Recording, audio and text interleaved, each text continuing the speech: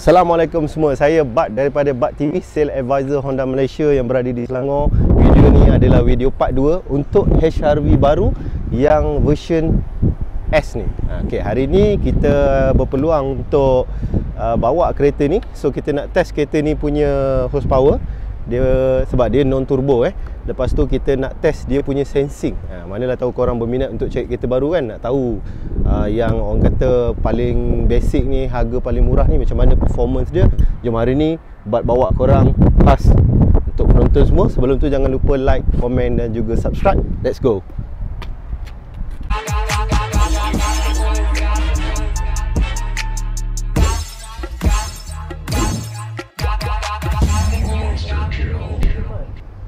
Okey, jom. Ni dia pakai smart entry system Kita kunci kat luar, kita masuk tangan macam ni, dia boleh buka kan. Kalau nak lock just tekan yang ni je. Untuk pengetahuan lah. So dia dah pakai smart entry system. Tengok. Lepas tu dia ada auto walkway sekali. Maknanya kita keluar daripada 2 meter daripada arah daripada kereta ni, dia akan auto lock. Tapi kita kena setting kat dalam lah. So hari ni kita nak fokus dari segi dia punya penggunaan sensing. Jom kita masuk dalam. Tekan brake, push start button sekali.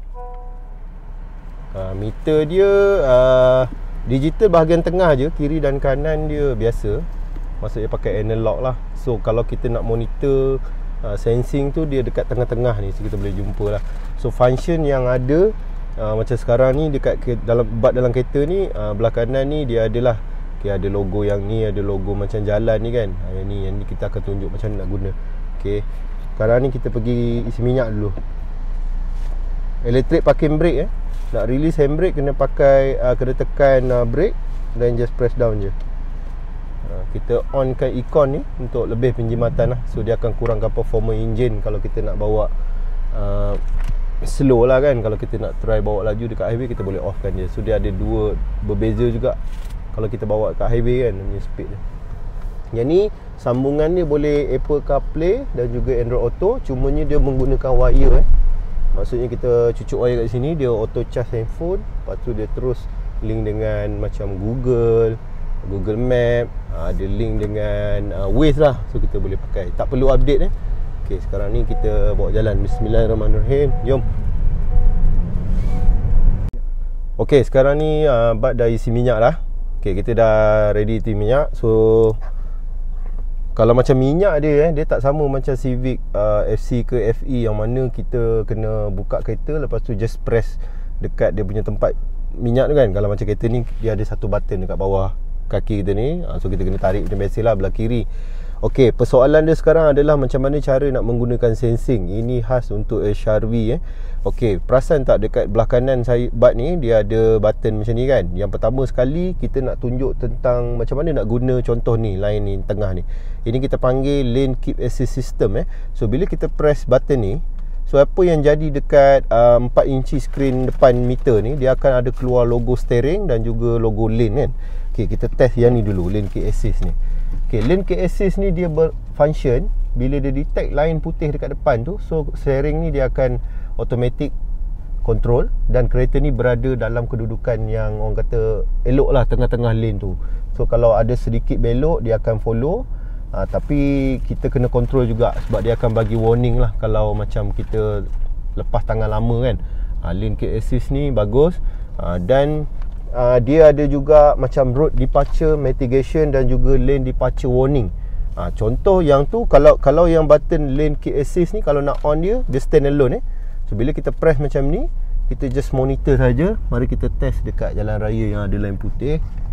Okay, kita tengok apa jadi Okay, perasan kalau dekat meter depan Bat ni, dia akan ada satu lane.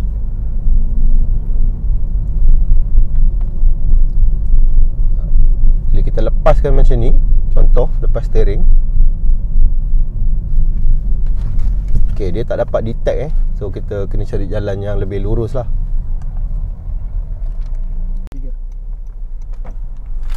Okay, kita redrive balik sebab tadi tak berapa nak menjadi.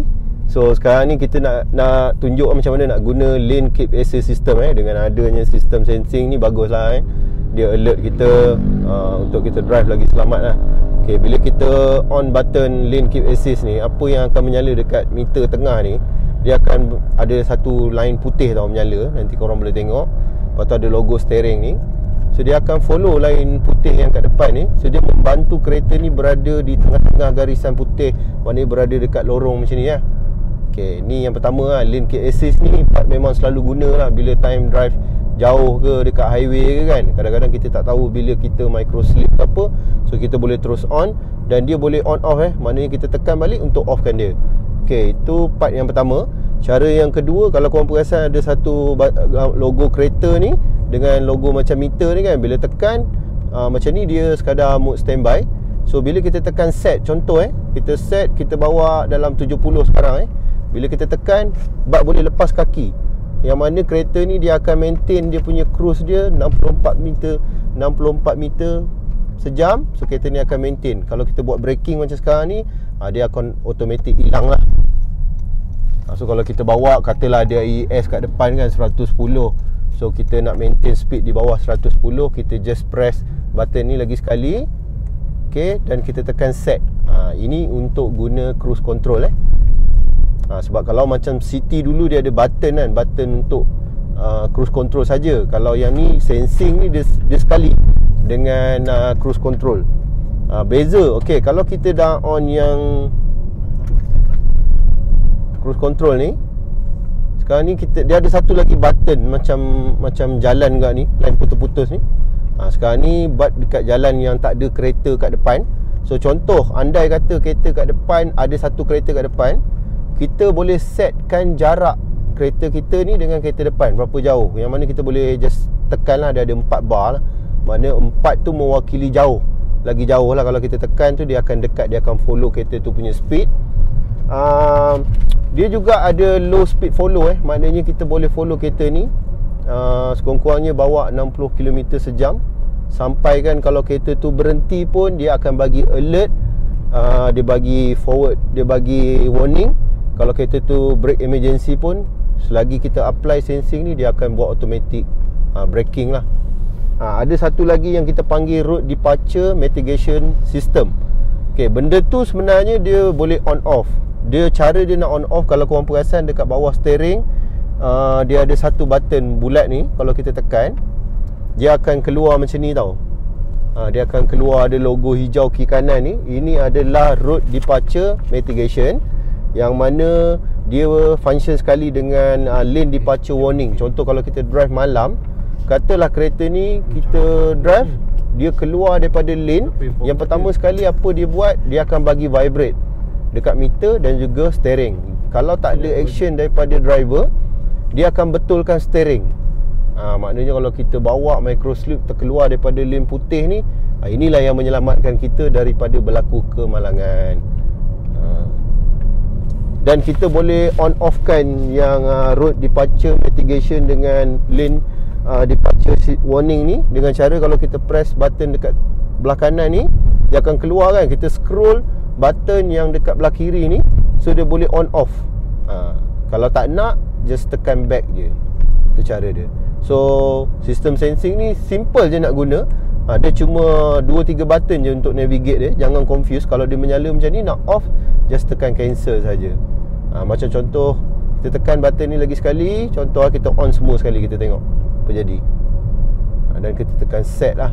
Okay, sekarang ni dia dah setting kepada cruise, setting kepada lane keep assist, lepas tu ada ACC control semua. So like kita boleh lepas tangan ke, nak minum air kejap ke kan. Tapi kita still alert lah apa yang ada berlaku kat depan. Dia cuma bagi alert dan membantu kita drive safe kat jalan lah. Ini yang bagusnya tentang HRV yang spek S ni. Walaupun dia paling murah dalam keluarga HRV, tapi berbala untuk beli sebab dia dah ada sensing. Dan juga jangan lupa walaupun horsepower dia 121, tapi bila bawa ni rasa okey lah. Tak rasa berat ke, tak adalah rasa macam under power ke. Kita try speed tengok kat jalan yang selamat ni. Sekarang ni try bawa 100, rasa okey lah, rasa steady, macam ada rasa turbo pula kat sini kan. Dan maximum speed dia, kalau ikut database, rasa dia boleh pergi 187. Tapi janganlah laju kan, speed limit kita 110 je. Part ni kita on sensing.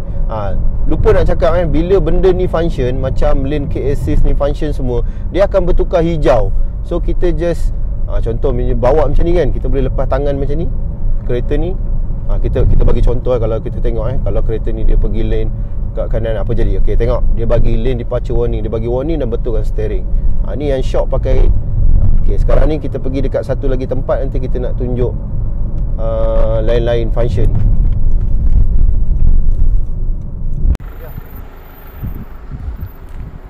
Okay, alright. So hari ni kita rasanya dah test untuk sensing ni. Tapi kalau sensing ni bila time buat video dia agak susah sikit. Jadi pada korang yang berminat untuk buat pembelian kereta HRV S ni, jangan lupa dekat bawah komen ni dan juga description ni ada link WhatsApp. Boleh contact Bud di nombor yang disediakan dekat bawah ni.